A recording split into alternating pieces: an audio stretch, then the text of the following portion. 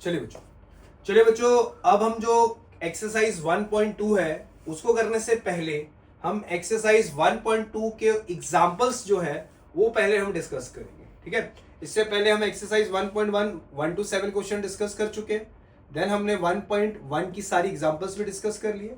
अब हम क्या करने जा रहे हैं बच्चों, एक्सरसाइज 1.2 स्टार्ट करेंगे, पर पहले हम उनकी एग्जांपल्स डिस्कस करेंगे। जब एग्जांपल डिस्कस कर लेंगे सारी की सारी, देन हम एक्सरसाइज 1.2 पे स्टार्ट हो जाएंगे। बोलो मेरी बात क्लियर है? यस है। चलिए एक्सरसाइज 1.2 एग्जांपल नंबर 5 चेक करते हैं क्या कह रहा है। कहता है prove that √3 is irrational.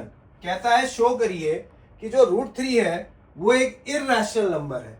Irrational number मतलब हमारे को ये शो करना है कि भाई ये जो नंबर है, this number cannot be return in p/q form. मतलब इररेशनल नंबर वो होते हैं जिनको कि हम p/q की फॉर्म में नहीं लिख सकते हैं, जिनको p/q की फॉर्म में हम लिख नहीं सकते हैं। ठीक है जी। अब हम क्या करेंगे इन तरह के क्वेश्चंस को करने के लिए, हम हमेशा इनका एक स्टेप लेंगे कि हम अज्यूम करके चलते हैं कि ये जो नंबर है ये एक रैशनल नंबर है। कौन सा नंबर है ये बच्चों? एक रैशनल नंबर है। तो मतलब हम हमेशा ही इस क्वेश्चन को स्टार्ट करने से पहले हम एक अजम्पशन लेंगे और जो क्वेश्चन की प्रोसीडिंग होगी वो होगी मेथड ऑफ कॉन्ट्राडिक्शन से। कौन से होगी सारे बोलो? Method of contradiction. मतलब हम हर क्वेश्चन को करने के लिए एक मेथड फॉलो करेंगे। बहुत सारे क्वेश्चन होंगे इनके ऊपर जो हम आज प्रैक्टिस भी करेंगे, एज अ होमवर्क भी करेंगे और क्लास में भी डिस्कस करेंगे कि भाई √3 को इररेशनल शो करिए, √2 को इररेशनल शो करिए, √5 को इररेशनल शो करिए। पर जब भी हम उसको सॉल्व करेंगे तो सबसे पहले एक मेथड यूज करेंगे। उस मेथड का नाम जो रखा जाएगा that is method of contradiction. अब मेथड ऑफ कॉन्ट्राडिक्शन में हम क्या करेंगे बच्चों? सबसे पहले ध्यान से देखिए, सबसे पहले अज्यूम करेंगे, लेट अस अज्यूम दैट, हम एक अजम्पशन ले रहे हैं कि जी जो √3 है, √3 जो है दैट इज रैशनल। हम अजम्पशन ले रहे हैं, मतलब हम गलत चीज लेके चल रहे हैं कि हम कॉन्ट्राडिक्टरी स्टेटमेंट लिख रहे हैं कि ये एक रैशनल नंबर है। अगर ये एक रैशनल नंबर है तो उस नंबर को हमेशा a/b की फॉर्म में लिखेंगे, क्योंकि कोई भी रैशनल नंबर इस फॉर्म में लिखा जाता है। ये बात आपको याद है। Where a and b are co-prime integers, where a and b are co-prime integers. What is the meaning of co-prime integers बच्चों? सर co-prime integers का मतलब आपने बताया था वो नंबर्स जिनमें की कोई भी कॉमन नहीं होना चाहिए अदर देन वन। मतलब जिनका की HCF 1 के अलावा कोई भी नहीं होना चाहिए। तो हम क्या कर रहे हैं, हम एक अजम्पशन ले रहे हैं कि जिस √3 एक रैशनल नंबर है, और अगर √3 एक रैशनल नंबर है, you can write this in a/b form, where a and b are co-prime integers. And what is the meaning of sir co-prime integers? Sir जिनका HCF क्या होना चाहिए? 1 होना चाहिए।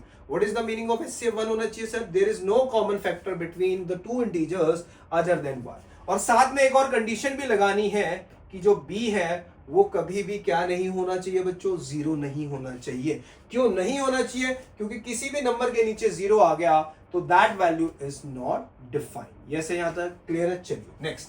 अब इसके नीचे कुछ नहीं है तो बच्चों मैं अपनी तरफ से यहां पे रख देता हूं 1। अब बच्चों क्रॉस मल्टीप्लाई हम जब करेंगे तो हमें पता है ये वाली टर्म इससे मल्टीप्लाई होगी, ये वाली टर्म इससे मल्टीप्लाई होगी सर। तो ये बन गया √3 into b is equal to a। Now we can interchange these two terms. Yes है सबका? यस सर, हम इन दोनों को आपस में इंटरचेंज कर सकते हैं। तो अगर मैं इन दोनों को आपस में इंटरचेंज करूंगा तो a इक्वल टू क्या बन गया? √3b। बिल्कुल सही है सर।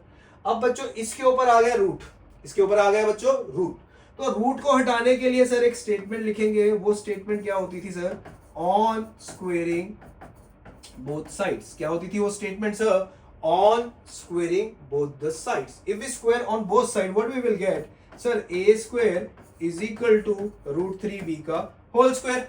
अगर a का स्क्वायर करेंगे तो सर a स्क्वायर आएगा, और अगर √3 का स्क्वायर करेंगे तो सर 3 आएगा, multiply by b square sir.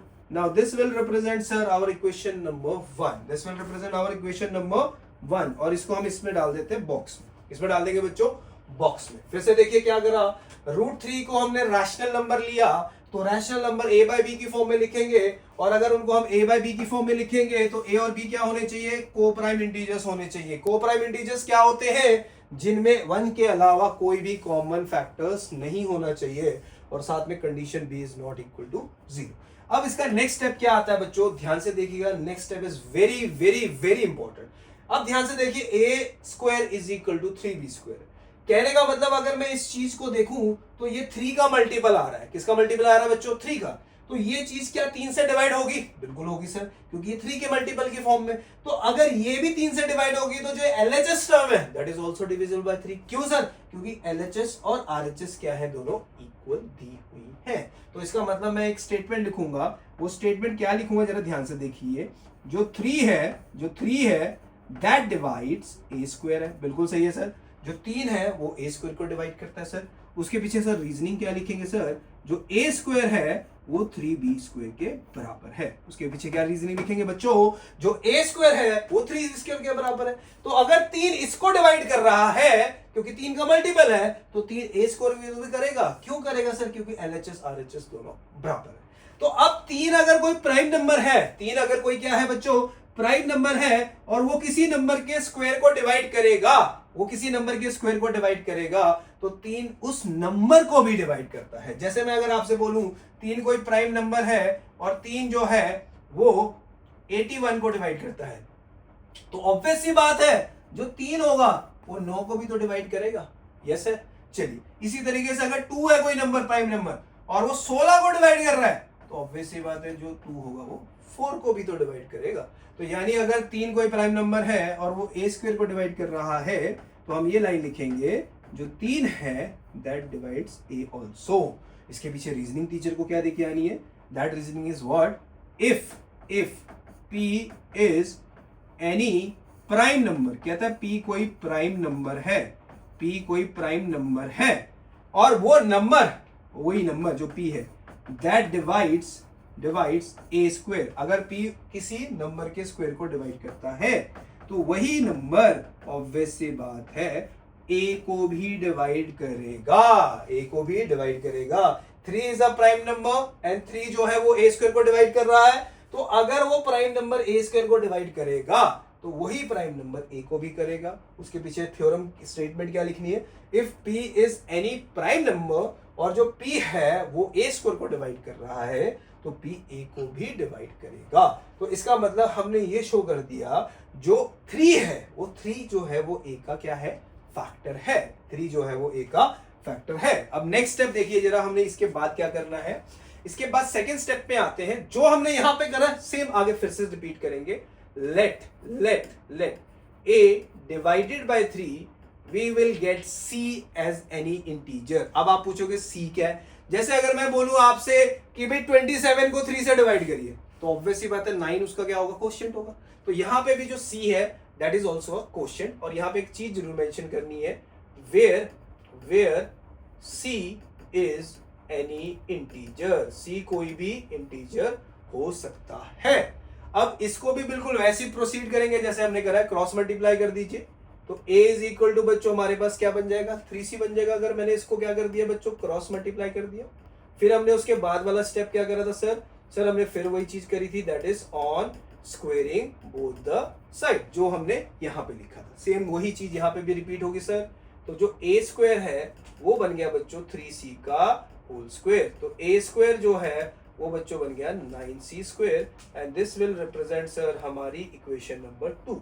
अब बच्चों हम क्या करने जा रहे हैं सर, जो इक्वेशन 1 है और जो इक्वेशन 2 है, इन दोनों को आपस में कंपेयर करा जाएगा। कंपेयर मतलब इधर LHS देखो a स्क्वायर है, इधर LHS देखो a स्क्वायर। तो किसी दो इक्वेशन की LHS सेम है तो RHS भी क्या होगी, सेम होगी। तो बच्चों अब हम लिखेंगे from equation 1 and equation 2 what we can conclude, जो 3b स्क्वायर है that is equal to 9c square. LHS same है तो RHS भी सेम होगी।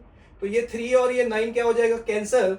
तो what we will get, b square is equal to 3c square. क्या रह जाएगा हमारे पास, b square is equal to हमारे पास बच गया 3c स्क्वायर। अब यहां पे फिर से वही वर्डिंग मैं लिखने जाऊंगा जो मैंने यहां पे रिपीट करी थी। अब वो वर्डिंग क्या है जरा ध्यान से देखिए। वर्डिंग है सर क्या लिखेंगे, ध्यान से देखिए सारे बच्चे एक बार फिर से।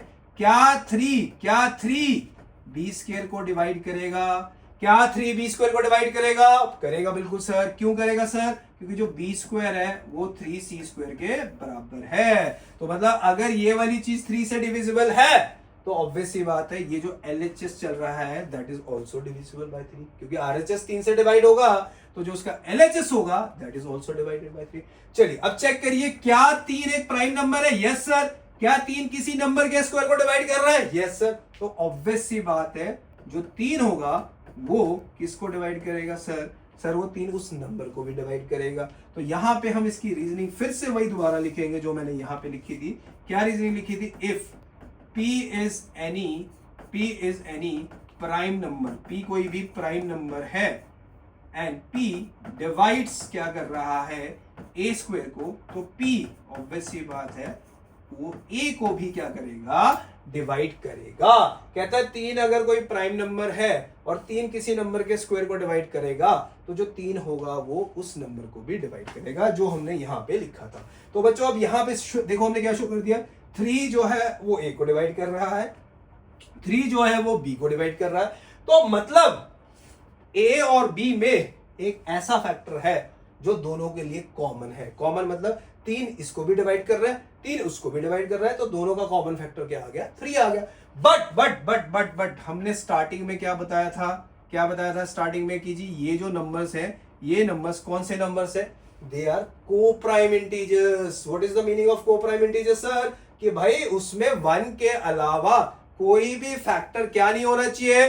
कॉमन नहीं होना चाहिए। पर हमने तो ये शो कर दिया भी 3 जो है वो दोनों में क्या आ रहा है? कॉमन आ रहा है। तो इसका मतलब हमारी जो अजम्पशन है दैट इज रॉन्ग, हमारी जो अजम्पशन है दैट इज रॉन्ग। तो अब वो आगे क्या स्टेप्स लिखेंगे जरा ध्यान से देखिए। मैं इस साइड लिखने की कोशिश कर रहा हूं, जरा ध्यान से देखिएगा। पहले वीडियो को पॉज करके एक बार सारा कुछ नोट डाउन जरूर कर लेना। अब इसके बाद वाला स्टेप जरा ध्यान से देखिए जो सर लिखने जा रहे हैं, ध्यान से समझिएगा। लास्ट हमने क्या लाइन लिख के आनी है पेपर में। तो देखिए बच्चों, हमने ये शो कर दिया कि भाई 3 एक ऐसा नंबर है जो A को भी डिवाइड करेगा और 3 एक ऐसा नंबर है जो B को भी डिवाइड करेगा। बोलो मेरी बात क्लियर है? यस है सबका? 3 एक ऐसा नंबर है जो A को भी डिवाइड कर रहा है और 3 जो है एक ऐसा नंबर है जो B को भी डिवाइड कर रहा है। So therefore A and B has 1 common factor.